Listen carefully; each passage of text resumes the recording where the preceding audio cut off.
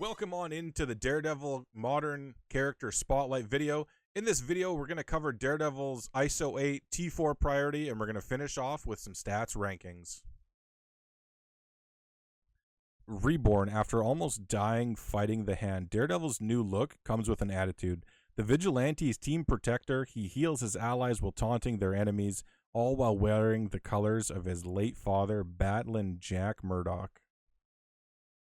Daredevil Modern first appeared in the Disney TV show She-Hulk Episode 8, Ribbit and Rip It. Daredevil's a protector with quite a bit of healing in his kit, so right away I was drawn to Healer or Fortifier.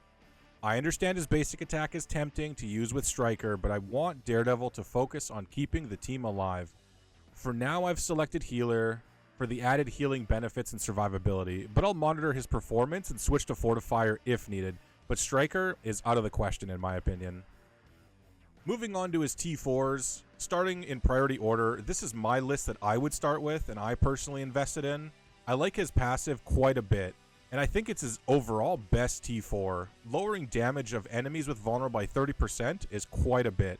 This is not limited to raids, but is limited to using the full team. Overall, it's not an amazing T4, but in my opinion, it's his best. Next up is his ultimate. I believe this is his second best T4. With an energy cost of 6, the main function of this T4 is making sure your team constantly has defense up and immunity. Once again, not amazing, but still his second best T4. That brings his special. This one's on the line for me. I think this is useful. However, this ability costs 4 energy, so you'll be using it more often.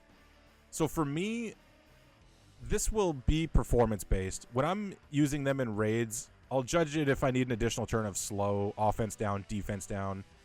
I just don't know if that's needed, so this one's a wait and see. We'll see.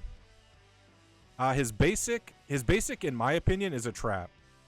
This is my honest take. On paper, at first glance, it looks great.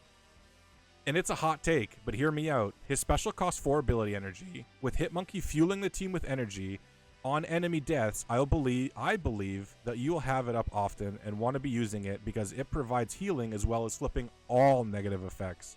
The T4 on the basic flips an additional 2 effects, not all. This is another monitor and react T4 for me. I believe it's overkill and not needed though. This is a very luxury T4 in my opinion. Alright, next let's take a look at his stats, rankings. This is from the msf.gg website. And I'll be looking at this and all future characters at a base level of level 105, 7 yellow, 7 red star, 1 diamond, gear 19 with purple ISO 3. That's the base stat line that we're going to be looking at. Keep in mind with Daredevil, he is a tank, so he's going to be taunting and taking a lot of the heat. At 3 yellow, 3 red, he might not have the same impact. Well, he won't have the same impact as a much higher star level Daredevil. So keep that in mind when you're looking at these stats. But his health is 6th in the game. His armor is 5th in the game.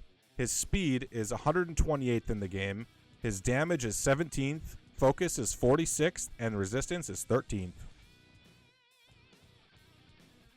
That concludes the Daredevil Mustard Spotlight video. Overall, Daredevil Mustard is set to be a great tank and healer in raids for his city skill team. However, the performance of Vigilante is questionable at best outside of raids, which is a little sad. Keep in mind that he is, like I mentioned before, a tank, so he's going to be taking a lot of the heat. 3 yellows, 3 red might not cut it, especially in other game modes. In raids, they might be okay, but in other game modes, you might struggle a little bit more when they're lower red stars. But that's it. Thank you all for watching. Let me know what you guys think down below in the comments, and I'll see you guys in the next Spotlight video.